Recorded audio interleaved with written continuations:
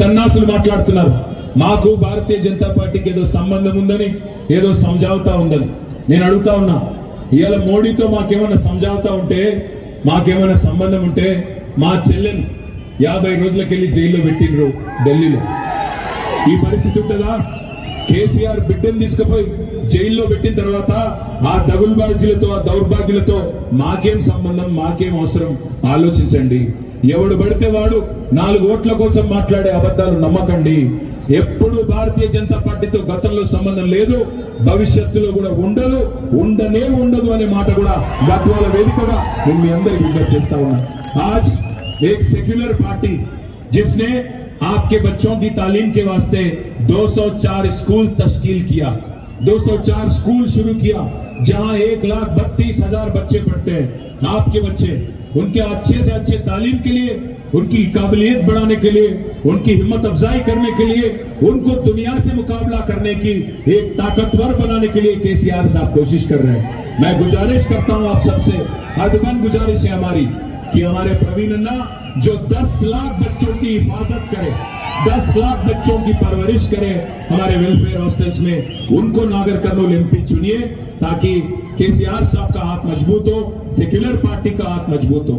గద్వాల తాలూకాలో నేనైతే బలంగా నమ్ముతున్నా, కృష్ణన్నకు వచ్చిన దానికంటే 2-3 రెట్లు, మిమ్మల్ని చూస్తుంటే 2-3 రెట్లు ఎక్కువ మెజారిటీ ఇస్తారు.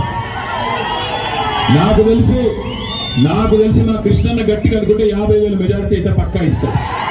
పక్కానా? చివరిగా నేను ఒకటే ఒక్క మాట చెప్పి నేను ముగిస్తా, ఎందుకంటే మీరు కూడా ఊళ్ళలోకి పోవాలని. ఆయన రాహుల్ గాంధీ లైన్ లో, కాంగ్రెస్ లైన్ లో లేడు. ఆయన ఉన్నది మోడీ గారి లైన్ లో ఉన్నాడు. ఎట్లా ఉన్నాడు అంటారా? మీరు చూడండి. రాహుల్ గాంధీ ఏమో ఢిల్లీలో చౌకీదార్ చోర్ హై అంటాడు. కోన్ హై చౌకీదార్? మోడీ దొంగ అంటాడు రాహుల్ గాంధీ. కానీ రేవంత్ రెడ్డి ఏమంటాడు ఎరికేనా? నై చౌకీదార్ హమారే బడే బాయ్. ఆయన నా పెద్దన్న, ఆయన దొంగ కాదు అని రేవంత్ రెడ్డి గారు అంటున్నారు. రాహుల్ గాంధీ అంటాడు అదానీ ఫ్రాడ్ హే అంటాడు. అదానీ అనేవాడు ఫ్రాడ్ అంటాడు, మోసగాడు అంటాడు. రేవంత్ రెడ్డి అంటాడు అదానీ ఫ్రాడ్ నహీ హై, అదానీ हमारे फ्रेंड है, हमारे दोस्त है, हम जाके उसके साथ अलाई बलाई करते हैं और कागज पे दस्तखत भी ले लेंगे और उसको खुलेआम तेलंगाना में छोड़ देंगे. गुजरात मॉडल बेकार है అంటాడు రాహుల్ గాంధీ. కానీ రేవంత్ రెడ్డి ఏమంటున్నాడు? గుజరాత్ మోడల్ షాందార్ హై అంటున్నాడు. అదే విధంగా దయచేసి మిత్రులారా, అన్నిటికంటే ముఖ్యం, నిన్నగాక మొన్న కాంగ్రెస్